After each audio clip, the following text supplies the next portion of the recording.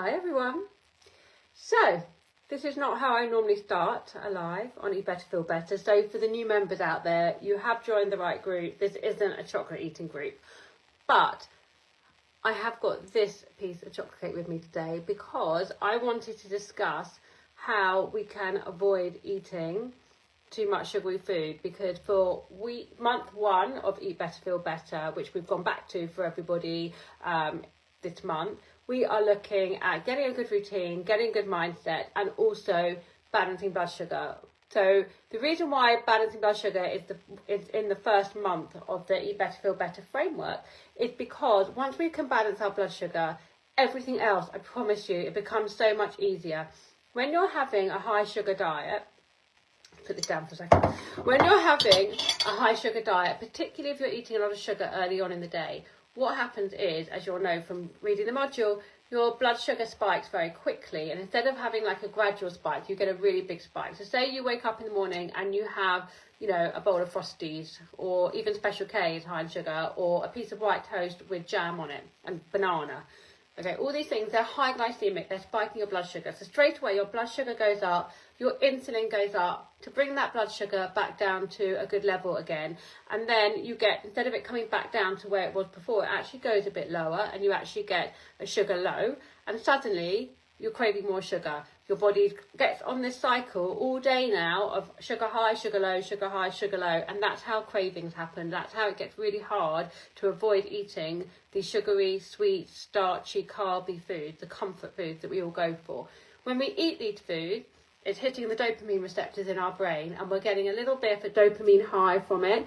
And that is what then sets us off to want more and more and more. So if you read the module for Getting Sugar Free on the portal, that will explain a lot more about the science behind blood sugar balance. And we will be talking about it more the rest of the month, because the whole of January we're looking at the first month for Set and Renew. So there will be a lot more talk, but because I had this chocolate cake at home today, which is very unusual because I don't normally have things like this in the house, but it was my mum's birthday yesterday, and so somebody bought chocolate cake. And this piece was left, and I said to the kids, you're not allowed to eat it because I'm using it as a prop for my live, for my group today. So I'm going to help you look at this chocolate cake in a completely different way, okay? And this is really a unique opportunity because I've got the cake in front of me. We're here together doing this live. So this is going to be a really good opportunity. So I'm going to give you a few different tips, a few different approaches that mean that this is no longer going to have the hold on you that it does. You're no longer going to be craving this kind of food. So how are we going to do that? First of all, I want you to have a good look at this, okay? This is not food.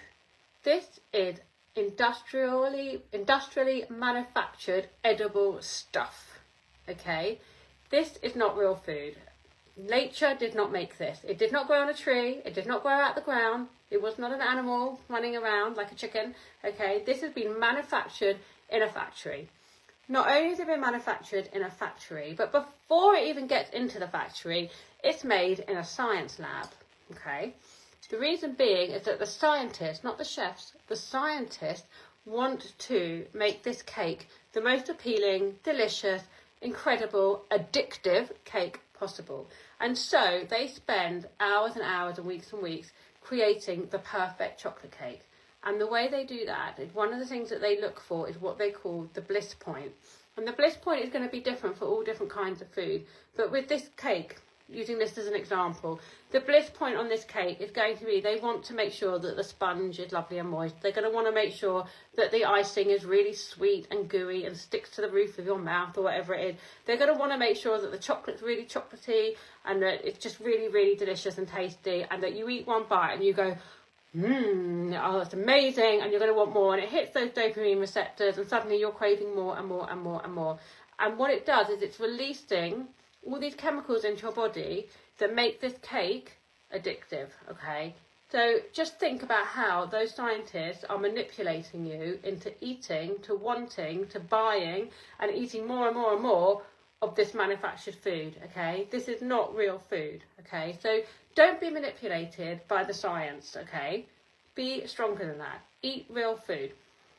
When we look at the ingredients list, okay, I called up the ingredient. I didn't have the box because it got bought. But when I looked up the ingredients list, this is an M&S extremely chocolatey birthday cake. When I looked up the ingredients, I haven't got it in front of me now, but literally there must have been about 50 ingredients on it. Now, when you make a cake at home, how many ingredients are in your cake? I would say there's probably maximum 6. So you've got eggs, butter, flour, milk. Now, eggs, butter, flour, milk and sugar, they all come from plants or from animals. They're natural, they're real food, right? And you blend them together to make your cake. This is not that. This had about 50 ingredients, okay? Most of those ingredients I don't have in my kitchen cupboard, and you would struggle to buy to have in your kitchen cupboard because they are not real food, okay? Out of the 50 ingredients, off the top of my head, I can safely say that 30 of them were different names for sugar, okay? So even though it had different things written on there, it didn't just say sugar, most of the ingredients in this cake are different forms of sugar, and they've just been manipulated in different ways so that the scientists can put different words on the labels and completely bamboozle you into thinking there's less sugar in here than there really is, right? Then on top of the sugar, with all its different names, glycerol, dextrose, glucose syrup, that was there were others. There are also lots of emulsifiers. So what are emulsifiers? Emulsifiers are types of fats that have been manipulated in a lab to make the perfect, supposedly, texture for this cake, to make the chocolate icing so that it doesn't set, it doesn't get too hard, or it doesn't go too, I don't know, lumpy. And then it's got other emulsifiers and things in the sponge to make sure that the sponge stays nice and moist and doesn't dry out, okay? We wouldn't put that in a normal cake we were making at home. These are chemical additives that have been put in this cake to keep it this perfect cake, right? Are you suddenly looking at this a bit different? Because I am. I'm thinking that doesn't appear at all. So I really want you to be aware when you're eating foods like this, what you're eating is not real food. On the portal there is a how to read food labels guide with lots of information. There's also a list of all the different names for sugar, so you can have that. You've got the Yucca app that you can use to scan the barcode to see what is in the product before you buy it as well, which I know a lot of you download and use. So, you know, do be aware, read the labels, understand what you are eating. And if you don't understand the label, don't buy it, don't eat it. It's not real food, okay? If that doesn't put you off, the other thing you could do is you could think about, so that's one point I wanted to make. The other point I want to make is that quite a few of you, for various reasons, will avoid certain food, for genuine reasons, really avoid food. So maybe it's an allergy, so maybe you're allergic to nuts, or you're allergic to a particular food, and you, dairy, whatever, and you completely and utterly avoid that type of food. So when you're in a restaurant, or you're at a party, or you're in the supermarket, and you see that particular food on the menu or on the table in front of you, you see it, but you don't really notice it because you straight away wipe it out because you know you can't eat it. Maybe you're kosher or halal, or you've got other dietary requirements due to your religion. And so again, you know, I'm Jewish. If there was a piece of pork sitting on the table, I probably would just like carry on looking and not even consider it because I don't eat pork. So if you can get to the point where you have that attitude about ultra processed food, high sugar food, high carb food, foods that you do not need, foods that aren't real, that is going to massively help you to cut those foods out. Don't even see them, make them invisible. You don't need them. These are not part of a healthy diet. These are not giving you any nutritional value at all to your plate, to your body, okay? If that doesn't work, so you've now got two. You've got thinking about all the chemicals and rubbish in there. That's number one. Number two is trying to treat it like you would an allergy or a dietary requirement for a religion where you cut it out. Right, so another tip I've got for you, but your taste buds only taste for a few. So you really don't need to have more than 2 or 3 mouthfuls of this food.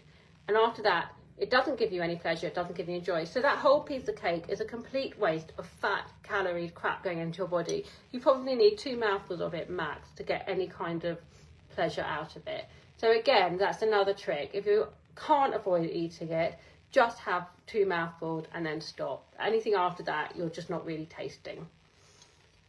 If you are eating it, I want you to eat it mindfully. I want you to be aware of every mouthful that you are eating, because that might make you stop and think next time. If you put this piece of cake in your mouth right now, I'm not going to do it, don't worry, but if I was to eat this cake right now, the first mouthful might taste nice. It might taste a bit, sweet and gooey and chocolatey and all those things, and it will hit the bliss point in my brain, and I might go, this is nice. I guarantee by the second or third mouthful, it starts to get a bit gloopy. You start to notice the emulsifiers, the crap in it. You start to really taste that artificial sweet, not the sweet that you get from a strawberry or a pear, but it's that artificial, saturated with sugar kind of sweets, and you can really, really start to taste it. So if you are going to eat foods like this, eat them mindfully, be aware, taste it. Don't just sit there and because you've got a whole slice on your plate, eat the whole slice.